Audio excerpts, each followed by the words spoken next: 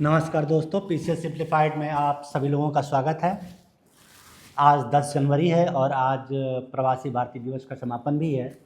तो आज 10 जनवरी का करंट अफेयर्स पढ़ते हैं। ठीक है, डेली करंट अफेयर्स 10 जनवरी 2025। प्रवासी भारतीय दिवस, यह 18वां प्रवासी भारतीय दिवस है और यह भुवनेश्वर में आयोजित किया गया 8 से 10 जनवरी 2025 तक। ठीक है, यह 2015 से यह कार्यक्रम हर 2 साल पर आयोजित होता है और बीच के वर्षों में विषय आधारित सम्मेलन का आयोजन किया जाता है। इस वर्ष का जो थीम है वो विकसित भारत में प्रवासी भारतीयों का योगदान। यह विषय याद रखिएगा, है ना। और ये कहाँ मनाया गया ये याद रखना है। ठीक है, future of job reports, jobs report 2025। एक चीज़, इसको किसने जारी किया? विश्व बैंक, विश्व आर्थिक मंच द्वारा यह जारी किया गया। ठीक है, इसमें कहा गया कि 2030 तक वैश्विक स्तर पर 170 मिलियन नई नौकरियों के अवसर उत्पन्न होने की संभावना है और सबसे अधिक जो नौकरियां उत्पन्न होंगी किसमें? टेक्नोलॉजी के क्षेत्र में। बिग डेटा विशेषज्ञ, फिनटेक इंजीनियर या अन्य तकनीकी जो चीज़ें हैं उसमें नौकरियां सृजित होंगी। लेकिन एक बात ये भी कहा गया है कि अगर हम अपने आप को बदले नहीं तो लगभग 39% नौकरियां खत्म हो जाएंगी। यानी कि अगर हम अपने आप को चेंज करते हैं, यानी इस 39% हमें कौशल में बदलाव की ज़रूरत है। ठीक है, 2025 से लेके 30 के बीच में। ठीक है, अच्छा, विश्व आर्थिक मंच के बारे में जान लेते हैं। इसकी जो स्थापना हुई थी 1971 को हुई थी। ठीक है, और यह गैर लाभकारी अंतर्राष्ट्रीय संगठन है जो स्विस में स्थापित, स्विस की है, यानी स्विट्ज़रलैंड की। और इसका मुख्यालय कहाँ है? जेनेवा में है, स्विट्ज़रलैंड के जेनेवा में है। यह अन्य रिपोर्ट भी जारी करता है, जैसे वैश्विक लैंगिक अंतराल रिपोर्ट, वैश्विक प्रतिस्पर्धात्मक रिपोर्ट, वैश्विक मानव पूंजी रिपोर्ट, यात्रा और पर्यटन प्रतिस्पर्धात्मक रिपोर्ट, वैश्विक जोखिम रिपोर्ट। यह सारे रिपोर्ट जारी करता है। इसको बस जान लेने की ज़रूरत है। कुल मिला के इसने कहा कि 70 मिलियन नौकरियों की ज़रूरत पड़ेगी। नेक्स्ट चलते हैं। अभी हाल ही में प्रयागराज नगर निगम ने मियावाकी तकनीक को अपना करके प्रयाग में जो बंजर भूमि थी उसको हरे भरे रूप में बदल दिया है। ठीक है, मियावाकी तकनीक को 1970 के दशक में प्रसिद्ध जापानी वनस्पति शास्त्री अकीरा मियावाकी ने विकसित किया था। किसने विकसित किया था? 1977 में अकीरा मियावाकी ने विकसित किया था। इसे पॉट प्लांटेशन विधि के रूप में भी जाना जाता है। इसमें क्या होता है कि इस तकनीक में पेड़ों और झाड़ियों को एक दूसरे के बेहद करीब लाया जाता है जिससे उनकी वृद्धि तेज होती है। यह तकनीकी घने और प्राकृतिक जंगल की वृद्धि में सहायक होती है। अच्छा, इस तकनीक के माध्यम से पौधे सामान्यतः 10 गुना तेजी से बढ़ते हैं और हरित क्षेत्रों का निर्माण होता है। और शहरी क्षेत्रों में हरे भरे जंगल के विकास के लिए बहुत प्रभावी समाधान है। यह तकनीकी बंजर और प्रदूषित भूमि को हरित पारिस्थितिकी तंत्र में परिवर्तित करने में सहायक है। ठीक है, नेक्स्ट चलते हैं। राष्ट्रीय राजमार्गों में वृद्धि। भारत में राष्ट्रीय राजमार्गों और सड़क नेटवर्क में पिछले एक दशक में उल्लेखनीय वृद्धि हुई है। जैसे 2014 में भारत में राष्ट्रीय राजमार्ग नेटवर्क की लंबाई 91,287 किलोमीटर थी, वहीं 2024 में 1,46,195 किलोमीटर हो गई।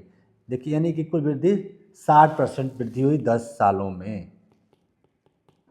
10 सालों में 60% की वृद्धि हुई। ठीक है, और ठीक है, और नेशनल हाई स्पीड कॉरिडोर का जो डेवलपमेंट है वो भी काफ़ी उल्लेखनीय रहा है। 2014 में जो हाई स्पीड कॉरिडोर था वो 93 किलोमीटर था, वहीं 2024 में बढ़कर 2474 किलोमीटर हो गया। खैर इसकी जानना की ज़रूरत नहीं है, ये जानने की बहुत ज़रूरत है। ठीक है, ओके। और यह जो परियोजना है वो भारत माला परियोजना के तहत इसका विकास किया गया है। ठीक है, और भारत माला परियोजना के तहत सड़क परिवहन और राजमार्ग मंत्रालय के तहत 46,000 करोड़ रुपए के निवेश से 35 multi modal logistic park develop किए जा रहे हैं। ठीक है, ओके। जेड मोड सुरंग, ये देखिए जेड के आकार का बना हुआ है, ये देख रहे हैं सड़क ऐसे, इसलिए इसे जेड मोड सुरंग भी कहा जाता है। ठीक है, यह अभी हाल ही में प्रधानमंत्री 13 जनवरी को उद्घाटन करेंगे और अब उद्घाटन हो गया। जम्मू कश्मीर के गंदेरबल ज़िले में स्थित है यह सुरंग। ठीक है, इसकी जो मुख्य, सॉरी ये चिपक गया इसी में, खैर, तो इसकी जो कुल लंबाई है 6.5 किलोमीटर है, 6.5 किलोमीटर इसकी लंबाई है। इस सुरंग से प्रति घंटे 1000 वाहन आ और जा सकते हैं। वाहनों की अधिकतम गति कितनी है इसमें? 80 किलोमीटर प्रति घंटा है। और यह कुल मिला के एक ऐसा है सुरंग है जिसको पार करने पर वाहनों से कोई टैक्स नहीं लिया जाएगा। ठीक है, यह सुरंग ठीक है, बाकी और कोई बात। बीमा सखी योजना, बीमा सखी योजना का जो शुरुआत हुई थी LIC के द्वारा, भारतीय जीवन बीमा निगम लिमिटेड के द्वारा बीमा सखी योजना की शुरुआत की गई थी और यह विशेष रूप से महिलाओं के लिए डिज़ाइन की गई है। इस योजना का जो मुख्य उद्देश्य है 18 से 70 वर्ष की महिलाओं को सशक्त बनाना, खासकर वे महिलाएं जिन्होंने 10वीं तक की शिक्षा प्राप्त की। यानी इसमें महिलाओं को वित्तीय साक्षरता और बीमा जागरूकता बढ़ाने के लिए 3 वर्ष का प्रशिक्षण दिया जाएगा और वजीफा दिया जाएगा और इन्हें LIC के एजेंट के रूप में नियुक्त किया जाएगा। ठीक है, तो अभी हाल ही में गोवा सरकार ने बीमा सखी योजना की शुरुआत की। हालांकि इसके पहले गोवा और गोवा से पहले जो है हरियाणा ने इस योजना को लागू किया, यानी गोवा दूसरा राज्य है जो बीमा सखी योजना को लागू किया। ठीक, ओके, नेक्स्ट। थर्ड आई एशियन फिल्म फेस्टिवल। थर्ड आई फिल्म फेस्टिवल का 21वां संस्करण कहाँ आयोजित किया गया? मुंबई में आयोजित किया जा रहा है और इस महोत्सव की जो शुरुआत है द ब्लैक डॉग, एक चीनी ड्रामा है, उसी से शुरू किया जाएगा। इस महोत्सव में 61 फिल्मों का चयन किया गया है जो विभिन्न देशों से संबंधित है, जैसे चीन, मलेशिया, बांग्लादेश, कजाकिस्तान, भूटान जैसे विभिन्न देशों की फिल्में इसमें दिखाई जाएंगी। जावेद अख्तर को उनके साहित्यिक और सिनेमा में योगदान के लिए एशियन सिनेमा कल्चर अवार्ड से सम्मानित किया जाएगा। ठीक है, और रफ़ीक बगदादी जो एक प्रसिद्ध पत्रकार हैं, उन्हें सत्यजीत रे मेमोरियल पुरस्कार से सम्मानित किया जाएगा।